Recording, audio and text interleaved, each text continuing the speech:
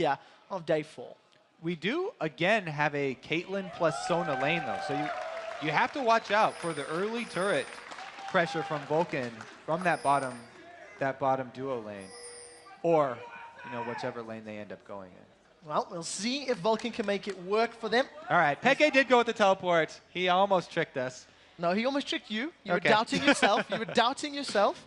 And at the last moment, Peke did lock in that teleport. So as this time round, with Flash and Ignite on that Zac. He's going to be looking to secure some kills in this early to mid game. So the thing here is, this is Fnatic's very clear playstyle that everyone always talks about. Oh, it's so weird to play against. Crepo and Monte Cristo were saying this style is so strong that without actually playing against it, they didn't think Vulcun would come up with a counter. But Vulcun are very much aware of this signature Fnatic style, and Bloodwater does a lot of work beforehand to come up with counter plans here for Vulcun. So we'll have to see if this one's actually going to pay off. This will be very interesting because all the research has definitely been done for Vulcun.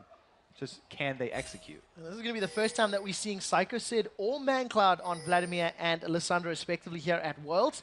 We'll see how well that double AP composition stacks up. As it stands, very defensive starts from both of these teams. Neither team has been able to get that very deep lane vision ward that we've talked about, but it does look like they're matching up in their respective 2v2s and 1v1 lanes. I think this is pretty good for Vulcun here. They're going to have that Vlad versus Zac, which they want, and then Bloodwater actually might get chunked out early. This could change the bottom lanes. We've seen a couple face checks already from bottom lanes, and that can definitely swing the tide of that matchup, especially going up against an Ashe who's got a first hit crit. Oh, luckily for Bloodwater and Zuna, they've been able to avoid it right now. We see Cyanide is actually soloing that blue buff. Hasn't had much assistance there from Soaz, whereas Psycho Sid was able to put a fair amount of damage on Xsmithy's as well as that red buff. So going to have a little bit more HP to work with. We do see in this bottom lane they have set up, and some early poke going down from Pushum Yellowstar gives them an HP advantage for the time being. Yep, they got the early win on the trade there. You have to note that while Caitlyn's got the highest range, Ashe and Zyra are not far behind. This lane is very, very close in range to a Caitlyn here, and Pushum made good use of the first crit, whereas Bloodwater on his Sona, trying to get off that power cord. He charged the power cord up in the fountain and then tried to come to lane to use it for an early advantage, but he took 2 hits in exchange for it, and they actually came out behind here. So very early lane domination here from Fnatic. That's definitely something that they wanted to establish early on. Oh, Zuna! So low, 200 HP, no flash or barrier burn though. Just Yellowstar playing the poke game incredibly well. Remember, Yellowstar used to be the AD carry for Fnatic, so he's going to be well aware of the timing and the positioning of Zuna going in to land those last hits, and Yellowstar's playing it perfectly. He's taking a lot of poke damage in return from Bloodwater though. Zuna's just going to hang as far back as possible and try to hold on with as much CS as possible. Meanwhile, Cyanide actually getting a little bit ahead of Smithy in gold because he cleared another camp, whereas Smithy walked onto a ward. Peke just lands a nice little love tap there onto Smithy. Face planted that charm and the Orb of Deception. We do see Yellowstar, his cookie has been eaten right now, sitting with a potion and a ward left in his inventory. Still trying to play that poke game, but Zuna's done well. He's held back far enough, and Bloodwater's spamming out those heals to keep him topped up. Yeah, they've got the sustain advantage here with the Caitlyn Sona. Doubleth was saying sustain is crucial going up against the Caitlyn lane, but Ashe and Zyra are making good use of their poke. Look at this rotation, though, from Soaz, all the way from top lane to pressure Mandatory Cloud. Well, we see ManCloud is low on mana, and he has decided to back away. Soaz is going to try to return to lane without losing too much CS. And with the impact that ManCloud had in the previous game, he was playing Orianna, and I think he went something like 7-1, something or other towards the end. They definitely don't want to allow him to get ahead with Lissandra, especially because both Peke and Soaz play the champion. They're going to be well aware of its capabilities. And she has amazing lockdown. She can keep you in place for a long time by herself, but she's going to need some other source of damage. Her soloing Ahri is a little bit difficult because the extra damage was taken down on her a little bit to compensate for how much crowd control she does have. So we'll see as we are getting closer to level 6. ManCloud is very low on mana, but thanks to Lissandra's passive, going to be able to have some free spell casts every now and again. He's going to decide to back away now with that 36 CS in his back pocket.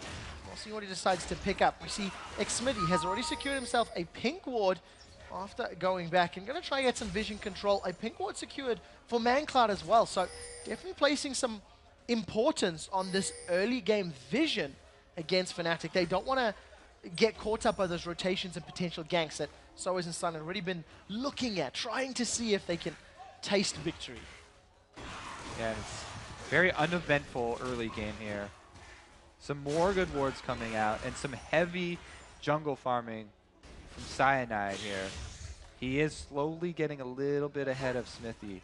Meanwhile, the mid lane definitely went Peke's favor as he was able to shove one minion wave up before Mandatory Cloud arrived. But since Lissandra a little bit slower at pushing, he's going to arrive in time to grab these ones up.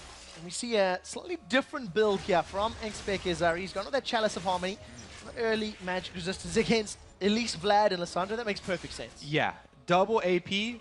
It's actually a triple AP because their jungler is AP as well. And he's only really worried in the early game about that combo of the Lissandra plus the Elise bursting him down. So I really like going this Chalice instead of, you know, something that the Chinese teams were opting for with rushing the Abyssal Scepters.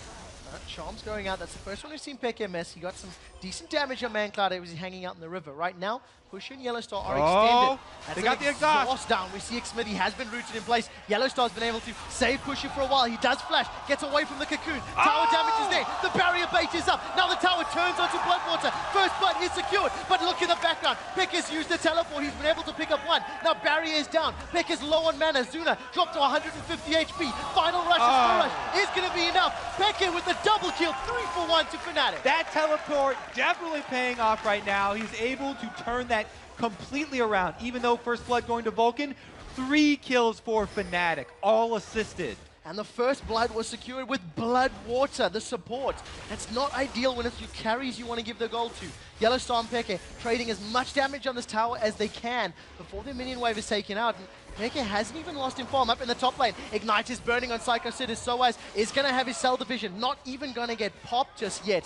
But let's bounce. Hemoplay, Ghost, Flash, everything blown in that top lane. So many summoners are down for Vulcun now. Their bottom lane is no summoners as well. They do have a pink ward for this dragon though. And because Peke just recalled, it is going to be Vulcun actually answering with an objective. Very smart move right here. Even though they lost out on the kills, they took advantage of the low health of that mid laner to grab something back. That keeps the gold basically even right now. 200 gold separates these two teams, and it's a good start. Cyanide trying to extend that a little bit further. Realizing the dragon was going on, he's going to steal away this red buff from under Vulcan's nose. Very good counter here from Cyanide. Whenever you do have that vision of the opponent jungler, you need to take advantage of it. And all said, I think Fnatic still came out definitely ahead in that last foray down bottom. Even though Mandatory Cloud was able to shove mid, he's still behind in minions because Peke took a lot from the bottom lane. As it stands right now, Pushu's returned to lane with those 2 assists with a BF sword. So it's going to be a lot of damage being traded if he can land. Vladimir's trying to place his ward right now into Cyanide with red buff. So Cyanide's putting some very good damage down. Realizes Hemoplague's not up. No Nor is summoners. that. Take a look at that. The slingshot comes in. There's no bounce either, but the stretching slingshot does catch. Sid is slowed down. Red buff is up. It's going to be ticking as Cyanide secures it. In the bottom lane, Pushu with the BF sword is going to secure a kill into Zuna, and Fnatic with a 5-1 kill lead are in great position right now. Bloodwater not level 6, no crescendo for him. That means Zuna's going to go down. Good job again, Fnatic taking advantage. No summoners there for Vulcun, top or bottom, so they get repeat kills. As it stands right now, Smithy's trying to set something up in the mid lane. Spirit Rush is available. Peke dashes to the right, has 2 more procs available, and he's going to be able to stay out of range of that cocoon and does actually get out cleanly. Now, Yellowstar and Pushu are applying damage to this tower, and it's a couple auto attacks away. This is going to be first tower of the game. Falling to these minions, most likely, Fnatic are going to try to even up this global objective score. Okay, so minions do get that early turret, but the dragon was already taken by Vulcun, so they won't that extra control for the bottom lane won't do a lot for them in the near future. And we'll have to see at this point, will Zuna go the route of Genja and freeze that bottom lane? Or will he try and shove it back and get his team some more pressure on the map elsewhere? While talking about decision-making of players, Manclad's going the way of Expeke from game 1 with his Lissandra. His first big item is a Negatron Cloak. That didn't work out for Peke when they played Vulcan. He didn't have the damage necessary, and we see he has to deal with Peke's early Fiendish Codex and presence, and Manclad's got the defensive start. Yeah, well, he's definitely thinking there's 2 solo lane APs up there, and then his team has the Elise and the Vladimir as well, so someone over there with an Abyssal Scepter will be nice in the late game, pulling down the magic resist of Fnatic. Means that his lane right now in the middle is going to be safer, yet the kill potential is not very high at all. Manclad now falling further and further behind, over 20 CS behind Peke right now. Teleport will be up in the not too distant future, as around about 20-25 seconds on that cooldown, and we'll have to see whether or not Fnatic want to make another play. There's no tower on that bottom lane, so if Zuna and Bloodwater stay extended trying to farm, they're at risk of being jumped on by Peke's Ahri. Yeah, so far it looks like, even though Vulcan have had so much footage of this Fnatic, pretty much this exact Fnatic style, not doing a great job of adapting. The early teleport really turned this in Fnatic's favor. Once again, giving away that Ahri. It's something that Vulcan did during picks and bans. Their final ban was Orianna and not Ahri. Right now, Fnatic grouping up in this mid lane. There's 4 of them here available, trying to shove down this lane. You can see Zuna not freezing lane in his tower, instead pushing it down towards Fnatic. And Fnatic going to get a 4 versus 3 potential. Remember, Enchanted Crystal Arrow is up if anyone steps out of line. Mancloud does have his ultimate ready, but he's stunned right now. Does get rooted down. Stranglethorns throws them up, and that's a pretty awkward engagement for Fnatic. They didn't seem to commit to it. Look, they chunked out half of Mandatory Cloud's life, though. That is one of the weaknesses of Lissandra. Yes, she does have an immunity that she can cast. However, she can't do anything if she gets CC'd from 100% to 0. They didn't dive in on that one because they couldn't chain them. But still, chunking him out to 50% means there's not a lot of aggression they can return. A lot of damage going onto that tower as well, dropping into a couple hundred hit points. We see that Pushu. He's returned to the bottom lane to stay even on CS with Zuna.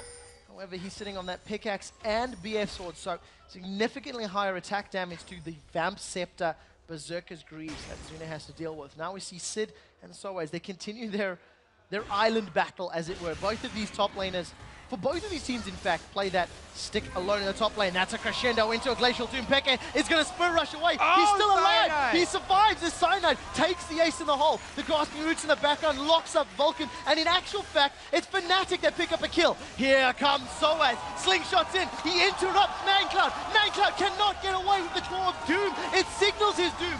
Zuna flashes forward. Cyanide gets away with about 10 HP. Now they turn their attention onto Zuna. Ignite's ticking. It's not going to be enough to pick up the kill.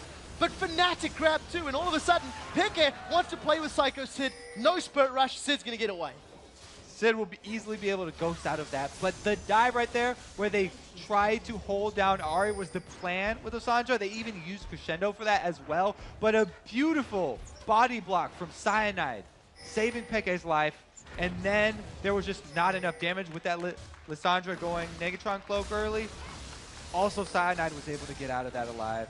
Again, Lissandra, huge weakness with being interrupted by crowd controls. Amazingly played there by Fnatic. Fnatic are now 4,000 gold in the lead. They're going to secure their 4th tower of the game. They have the bottom inner turret. They have all outer turrets.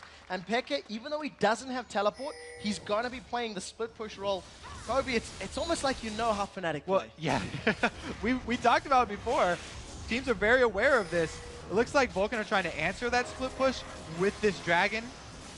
Oh, the Ash Arrow goes in. It's not going to be enough. Smithy's going to be able to smite that one. Cyanide, actually one of the best smite stealers in the business. Not this time, It's worth noting that was extremely impressive there by Smithy. He was able to get it away. Cyanide known for stealing dragons. Peke just got his Spirit Rush available, so if Sid gets caught by another charm like that, Peke may have enough damage to kill him. Got the needlessly large rod plus that Athenes and Holy Grail already completed, and a very healthy CS lead over his opposite number. There's no MR for Sid to deal with it. He can sustain well, but he's not going to survive the burst super efficiently. And it's definitely up to him to deal with this Peke split push too.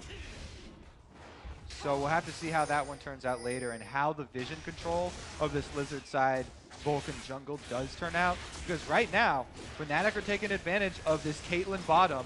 They pretty much have free reign over the red buff. This is the second red buff steal in a row for Fnatic. The last one went to Cyanide. Once again, Sid gets charmed up by Peke. A lot of damage goes down. Here comes Soaz from the back line. They're just trying to focus down this turret. Peke eating a ton of turret hits. Zuna has recalled though, so Caitlyn will be joining the Vulcan team. If Fnatic try and stick around to finish off this turret, it would be very dangerous. Well, Peke, realizing he's dropped very low, has fallen backwards. That would have been tower number 5 for Fnatic if they'd stuck around, but they have not. And you have to imagine that once Peke rejoins that lane, it won't take him too long to be able to actually finish off that last couple of hits. Thing is, it's so early that it's very hard at 16 minutes in here for Bloodwater to get an Oracles and clear out this vision. It looks like he's going for it though. He's bought an Oracles plus a Vision Ward here. He's going to do his best to clear out all of the wards that Fnatic just placed in their red side invade. The only thing is they've already stolen away the crucial thing in that jungle, which is the red buff. Now they'll be looking for picks there. Well, Pushu once again returning to that bottom lane just as that very large wave of minions is about to crash into his tower. He has the red and had the blue buff available, so can allow him to just clear out that wave even quicker. In the mid, we see Soaz trying to set a fight up. In fact, does have that slingshot available if he wants to jump in instead. Just the presence of Soaz, Peke, and Cyanide is enough to force Vulcan backwards, and they're not even able to contest in 3v5. They weren't fully aware of where they have to be very, very careful because of the Crystal Arrow. That's always got to be in the back of your mind whenever you're playing against an Ashe team. They can initiate from so far away.